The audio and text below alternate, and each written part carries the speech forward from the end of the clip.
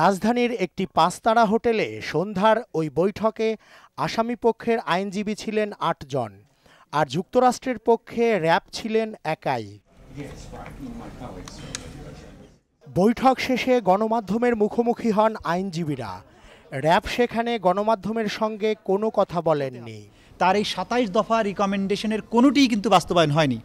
আজকে আমরা তার কাছে রেজ করেছি যে আপনি যে বাংলাদেশে আসলেন, এই ২৭ দফা সুপারিশের কোনোটিই বাস্তবায়ন গভর্নমেন্ট করেনি, তারপরেও আপনি বাংলাদেশে এসে কি আসলে অর্জন করতে চান? অ্যাডভোকেট তাজুল জানান, বৈঠকে মার্কিন বিশেষ দূত এই বিচার প্রক্রিয়া নিয়ে তার দেশের দৃষ্টিভঙ্গি তুলে ধরেছেন।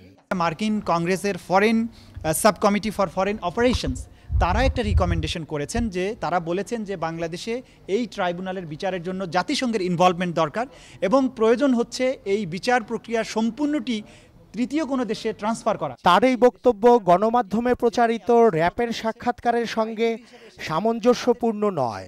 গণমাধ্যম কর্মীরা এ বিষয়ে দৃষ্টি আকর্ষণ করলে এ নিয়ে অ্যাডভোকেট তাজুল কোনো মন্তব্য করেননি। তিনি অনেকটা নমনীয়।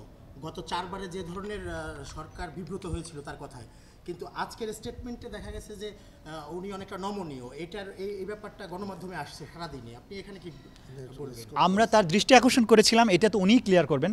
আমরা তার দৃষ্টি আকর্ষণ করেছিলাম, উনি আমাদেরকে যেটা ইমপ্রেশন দিয়েছেন যে তাকে মিসকোট করা হচ্ছে, তার বক্তব্যকে ভুলভাবে ব্যাখ্যা করা হচ্ছে। রেজা খান, মোহনা সংবাদ, ঢাকা। আমাদেরকে বলেছেন যে আমি হ্যাপি, এই কথা তো কখনো বলিনি।